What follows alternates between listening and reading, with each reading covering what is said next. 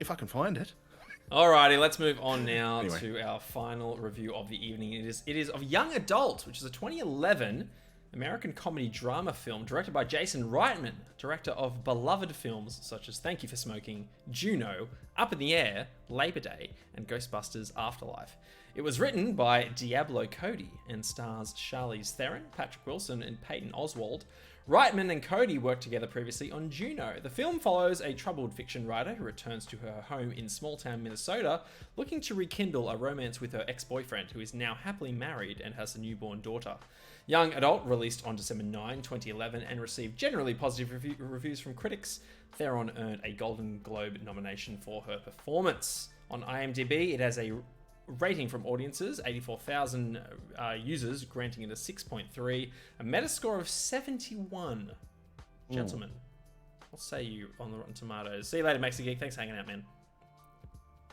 I dare say something about 76, I guess. I'll say 76. yeah. I'll just say a flat 70. 80% certified fresh. 80. 80. Nice flat round 80.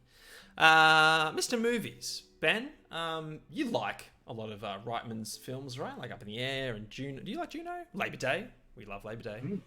Yeah, So I think Up in the Air is fine. I think Juno is fine. I think Labor Day is great. What were the other ones? There was Ghostbusters. Thank You for Smoking and Ghostbusters Afterlife, which I haven't seen, buddy. Thank You for Smoking, I love. And I haven't watched Ghostbusters Afterlife. I don't understand why Ghostbusters is a... What's the word? A universe. World that they go back to or all the whatever. time. Yeah. Why are there more than 2 movies for Ghostbusters? But okay. Young Adult. It was fine. I thought it was just a movie, you know? Like, it was a pleasant way to spend a couple of hours on the couch. And it was pretty well written. I felt like it was delivering all the feels that it was aiming to have me feel. Like, I honestly, I had a moment where I was like, okay, Charlize Theron is reprising her role from Monster here. And I was, on board with everyone else, thinking how despicable she is and all that kind of stuff, what she's up to. As per the synopsis, for those playing at home, she's fully aware that the person that she wants most in the world is married with a kid and doesn't think about anybody but them and is probably very happy, but she's just told herself that it's meant to be, and she's too old to find somebody, to meet somebody new. She has to go with somebody that she has already got all that out of the way with, and this is her last chance or whatever, and she's truly a psychopath. Like, there's even a couple of hints. Like, there's a hint where she meets the wife and she's pretending to enjoy her time chatting with these 2 guys, the husband and wife, and the wife is like talking about how she works with kids with disabilities and tries to show them how to express emotion. And then she says something like, what if they're not feeling anything? Like, what about just like, when you're not feeling any emotion? And she's like, yeah, unfortunately, that's the way that they are a lot of the time. And you realize that she's actually asking a legitimate question. Like, what if they're like me and they don't feel any emotions? And and she slipped one past the keeper there, because no one goes like, do you not feel any emotions? Do you need to book a session with someone maybe? Depression. It did a great job of pivoting between like disgust and sympathy and empathy, and then real embarrassment. Like, I really felt for the Charlize Theron character when she just didn't get it. Like, she just doesn't understand what's happening. She's so blinded by her supposed love, despite her lack of being able to feel anything for this person, that it's more of a, I just need it because it'll make me better. I don't know. Well, I need it because I want it. Yeah, I can't speak to how psychopaths prioritize their goals or what have you, but yeah, it's a weird movie, man. It's great chemistry between her and Patton Oswalt. Like, I love Patton Oswalt at the worst of times. And here he is, pretty much doing his best. Like, he is really good in this film, and he's married a lot of himself, like his own likes, I feel, into this character. Like, he's a nerdy guy who paints figurines and knows a lot about Star Wars and Yeah, the Mos Eisley. the Mos Eisley whiskey that he makes in his den or whatever.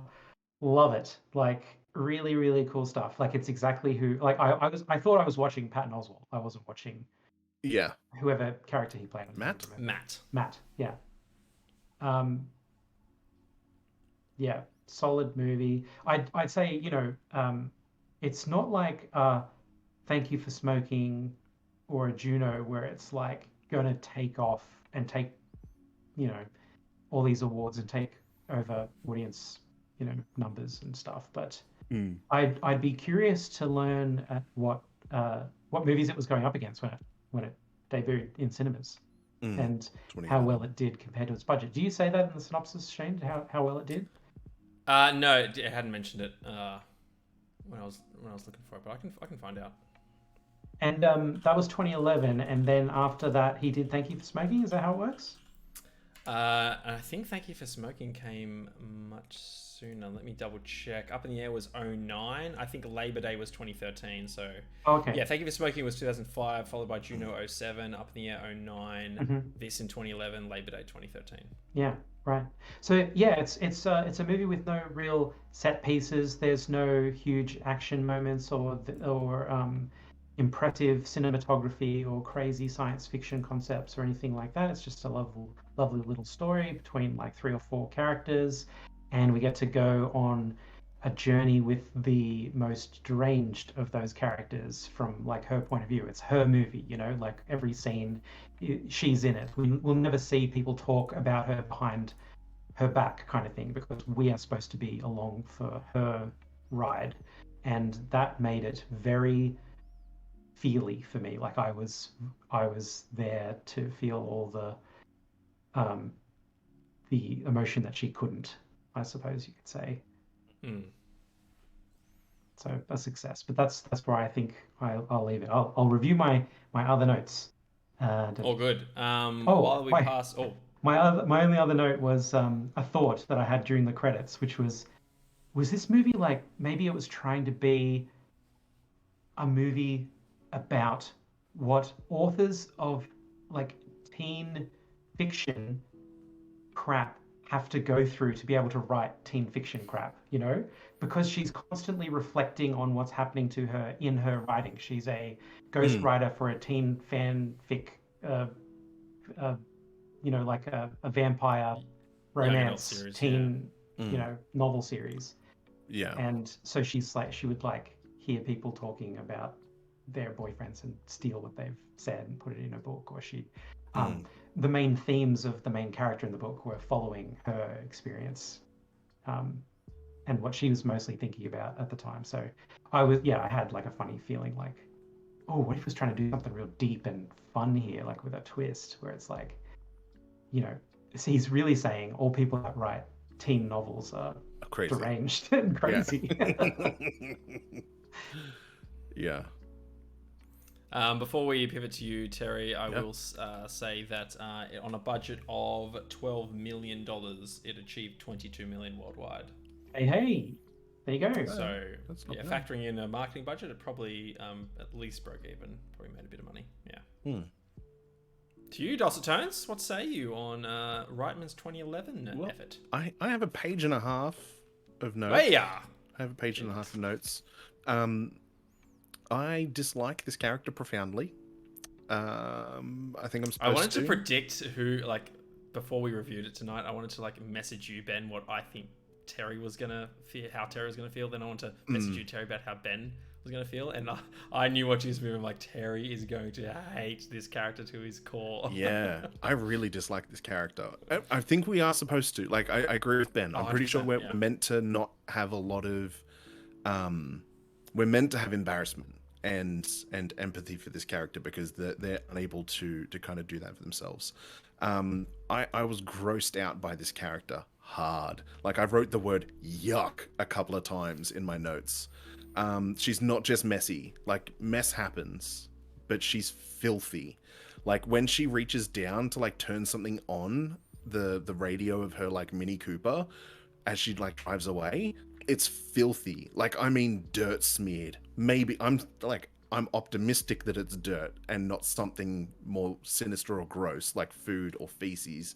But like, she literally woke up from a one night stand, slapped clothing into a suitcase, no folding, no rhyme, no reason. No Just like, showers. no, yeah, she's in the same clothing when she arrives at Mercury, the town that she grew up in, that she just woke up in that morning, which was clothing that she wore post coitus with a guy that she had no interest in whatsoever. Like, that's kind of gross. That's kind of gross. And I will say she has. I literally wrote this down. I'm like, so she's slovenly. There's no way someone who lives the way that she does is in as good a shape that she appears to be and has as good a complexion and hair. And then like 3 or 4 lines down, I'm like, oh, okay, at least her hair's falling out. Yeah, the minute 32. Okay, at least her hair is falling out. So she's not as like well put together physically as like it appears in the first little part of the movie. What else did I put down here? She totally projects her unhappiness with her own life and existence onto the high school sweetheart that she kind of had. I wrote increasingly hate her. She talks about other people not being pretty, but she has to wear a wig because her hair's all shit because she keeps plucking it. I wrote down the goal. Sorry? You're getting catty. You're getting down in the dirt with this character. I dislike this character. I'm like, the goal, the brass balls, the sheer audacity of this bitch at the point where she has the conversation with Patton Oswalt about the fact that she's there to essentially to become a homewrecker. Like, and I'm probably feeling as strongly about this because that, like, there's some personal life stuff where someone who I know has had their home wrecked by someone, so I don't have any sympathy for someone who kind of sets out to kind of do this.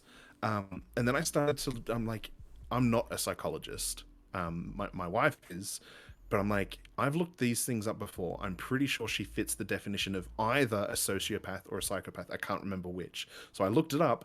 She meets the like, there's 6 different things that you kind of need to meet to potentially be a psychopath, and she ticks all of them. She doesn't have criminality in the thing except for drink driving, which is criminality. I started to feel really uncomfortable. In particular, like the wistful comment. She's at the dining room table with her parents, and she's like, the wistful comment about all the babies and how beautiful they would be. Like, that really made my skin crawl.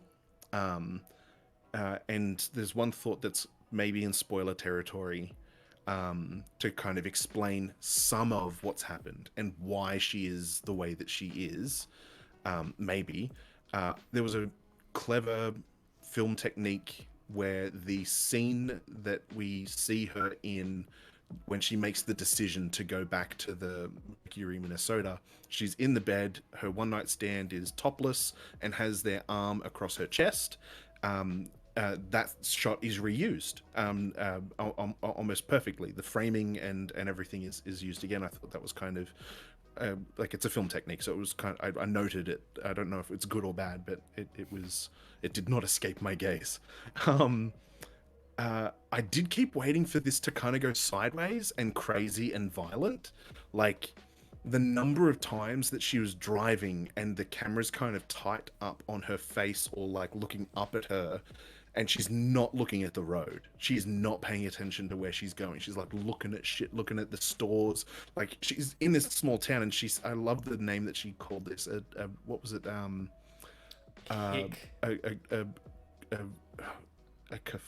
Katako hut? Katako hut? Kentucky Fried Chicken. It was a KFC, a Taco Bell, and a Pizza Hut combo franchise. It was like, Kentucky Fried Taco Hut or something. A Kentucky Hut, I think she called it. and it refers to that. But she's like fascinated by like this small town, and she's not paying attention to the road. I'm like, all right, this is the part where she has a head-on collision with someone, or this is the part where she almost has an accident, or like, and then as like shit's getting like, she's insinuating herself into this person's life. She's like trying to get him drunk, even though he said that he's like trying to be in solidarity with his wife who's pumping and doesn't want to drink. She's got like Patton Oswalt, who's kind of like the angel on the shoulder, saying like, you really shouldn't be doing this. It's kind of messed up that you say that he's unhappy when there's no evidence to say that he's unhappy. She's like, it's not that he said it, it's like implied. It's like reading between the lines. I'm just like, okay, she's gonna straight up murder someone. This is gonna I kept thinking that this movie was gonna end up in that way, and I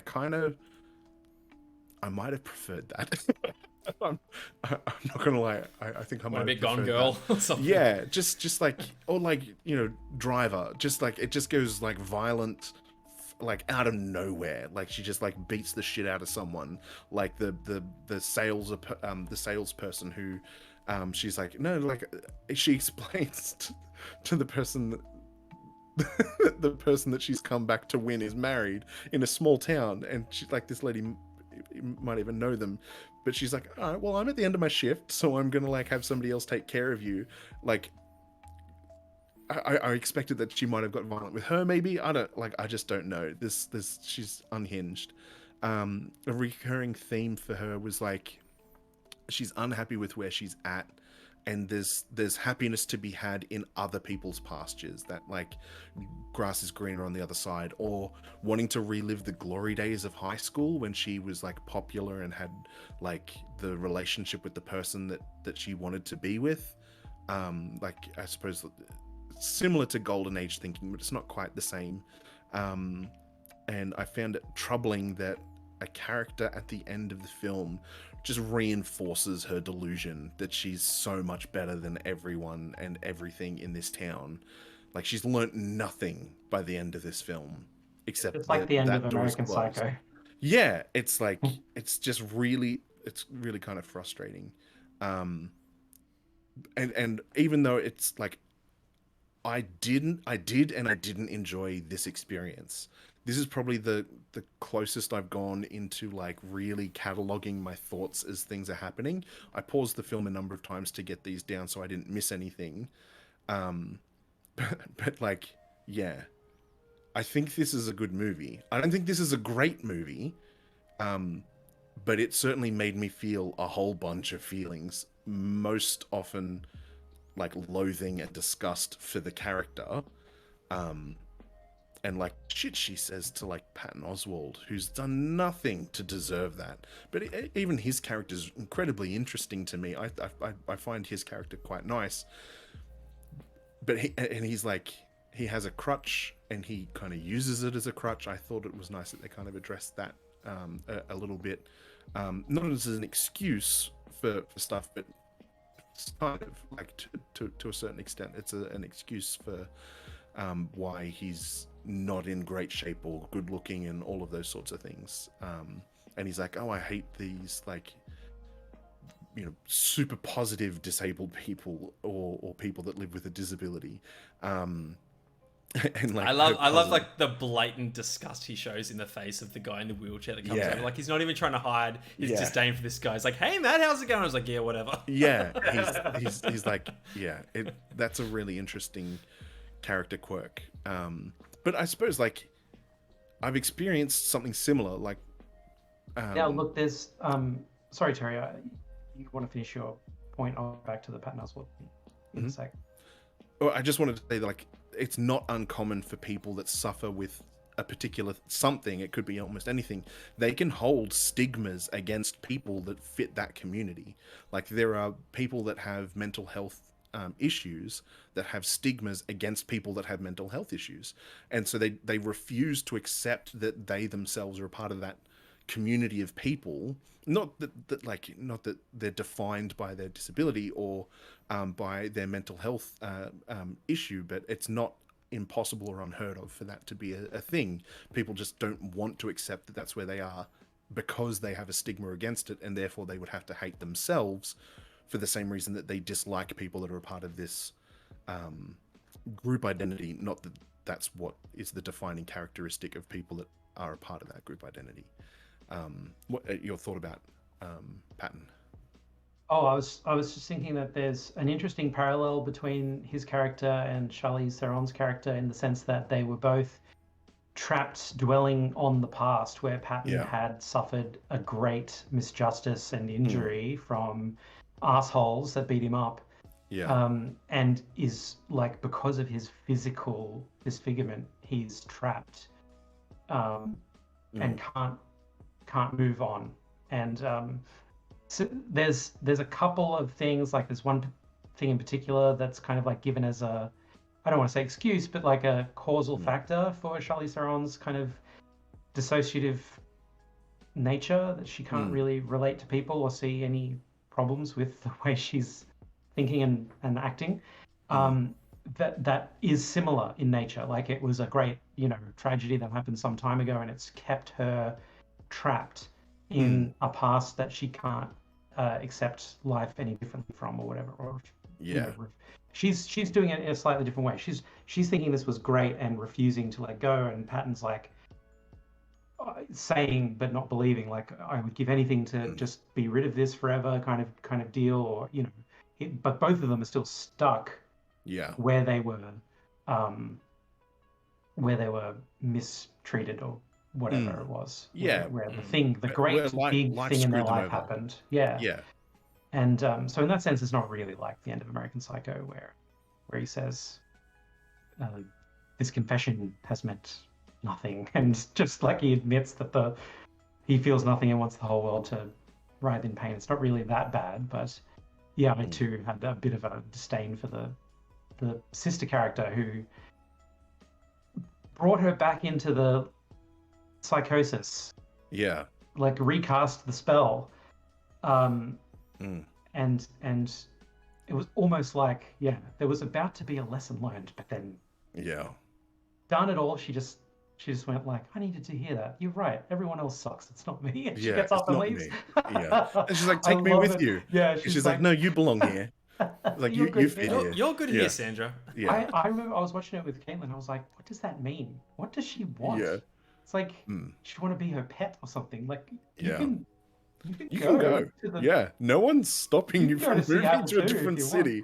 And then Caitlin said, maybe she's gay and she like actually wants to have a relationship with her. It's like, maybe. I mean, like, she is infatuated with this person for some reason. And she did make, what did she call them? Rice Krispie squares? She said she made her something in high school. Put it in a locker or something. Yeah, she said she made her some snacks, and then she manipulated the vice principal so that he would tell her the combination for her locker, so that she could break into her locker and leave her the treats. Like as if that was a great thing to do. Like, these guys truly belong together, kind of, is what we're to believe, I suppose. Anyway, I'll jump in with my thoughts. I completely agree. Like, Mavis was just such an unlikable character, and I know you mentioned, the balancing act between sort of disdain, and now discuss this character, and then the empathy side, Ben. But I feel as though that balance was way off, or they were just leaning into us, really wanting to hate and dislike this character because she has no redeeming qualities whatsoever. And that inflection point that you mentioned, Ben, that you teased about. That could be a catch-all to get us to feel that empathy again. I feel like it comes far too late if that was the play, or maybe it could just be more alluded to in the lead up to that. Having said that, I think Charlize plays this one really well. I haven't seen Monster, so I can't make that comparison. Look, she performed really well, and I think the best scenes are between her and Patton Oswalt. That just the wittiness between Matt and Mavis, and their ability to like fall into this weird, odd friendship of sorts, that's based on just banter and making fun of one another and pointing out each other's flaws. I thought that was really cool. I think that's probably had some of the sharpest writing in the film. And there were some other great, like, little nice touches that I thought were fantastic, where so much is said without being directly sort of touched upon. It's things like Mavis calling up Buddy and saying, oh, hey, we'd like to grab a drink with you. How's 8:30? And Buddy's like, 6 is better for me. I'm like, yes, because he is a father. Yeah. And he has a young child. Like, and you can see like the disappointment in her face when he says that early. And just, you know, the shots of when, you know, she walks into this, what is clearly just like a family diner and not, you know, the swish bar that she's hoping that they arrive to. It's her rocking up at the house and seeing him like fix the stroller or something. It's just a constant reminder that she is, climbing an uphill battle in this, you know, crazy mission of hers. So yeah, I really like small moments like that. But for me, I think, like you mentioned at the start, Ben, I think it's a good, not great movie. What I do enjoy in like comparing this to other Reitman films is that point about the character journey and her sort of like starting back at square one from like a character development perspective. I actually don't mind that. Like I see that in Up in the Air, and I can compare it in the same way in the sense that Ryan Bingham starts off as, you know, this jet-setting businessman, and then by the end he's still a jet-setting businessman, and he's still like really enjoying what he's doing, and there is still contained within that a great character story. It just so happens that, you know, the movie starts and ends at the exact same point. So I thought that was fine in this instance. But all in all, like, I just think it doesn't do enough to.